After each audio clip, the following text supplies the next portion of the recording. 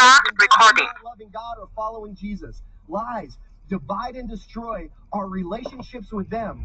Lies divides us from and destroys our relationship with God, because you can't separate the horizontal from the vertical. Now, what God did next showed them and shows us just how big a deal lying is to him and how seriously he takes this sin. Verse 5. When Ananias heard this, he fell down and died. And great fear seized all who heard what had happened. Well, I suppose so. I mean, imagine if we were there, it would be like, if you knew you'd laugh at anything, you're like, hey, I got something to come clean about real quick. Then some young men came forward, wrapped up his body, and carried him out and buried him. What? I mean, there is no clear example in the New Testament where God dropped someone dead on the spot because of a sin. Which means there wouldn't be the most serious of consequences if this wasn't the most serious of sins. Now, why do you think God did this? Now, you might assume it was to punish Ananias and teach Ananias a lesson.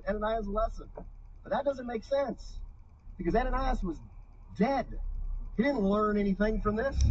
I believe God did this because he wanted to make a point to everybody else. Listen, the only reason that the church was experiencing the unity and the miracles they were is because they were experiencing the power and the presence of God in their midst. And them lying to one another threatened all of that. God wanted to make the point to everyone that lies divide and destroy. And he, the God of truth, wasn't going to put up with that in his church. With people who claimed his name. With those who profess to be followers of Christ. Here's how the story ends. About 3 hours later, his wife, Sapphira, came in, not knowing what had happened, because if she had known, I'm sure what had happened next would have gone much differently. Peter asked her, tell me, is this the price you and Ananias got for the land? Yes, she said, that is the price. She also had a chance to tell the truth. She lied as well. Peter said to her, how could you conspire to test the Spirit of the Lord? Listen, the feet of the men who buried your husband are at the door, and they will carry you out also. And at that moment, she fell down at his feet and died. Moral of the story is the couple that lies together dies together. I don't know.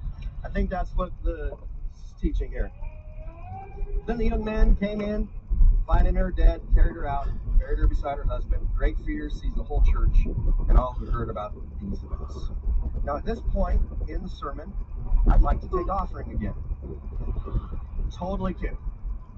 Because this passage is not primarily about giving. This passage is not primarily about money.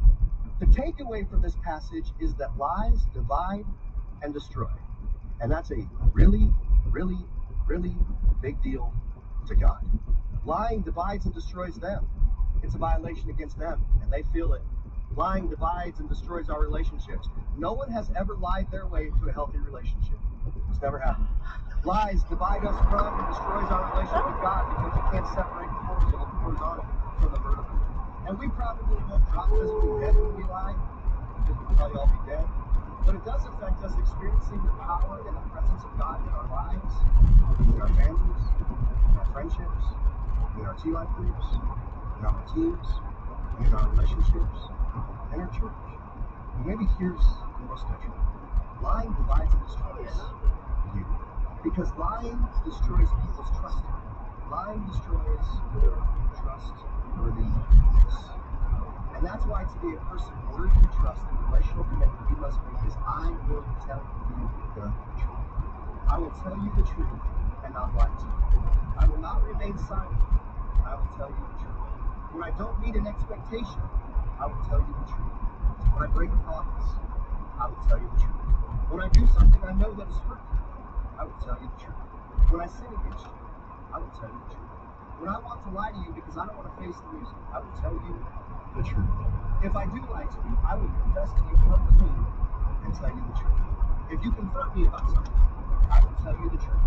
I will tell you the truth because I know that lies divide and destroy, and I also know that the truth breeds trust and trustworthiness.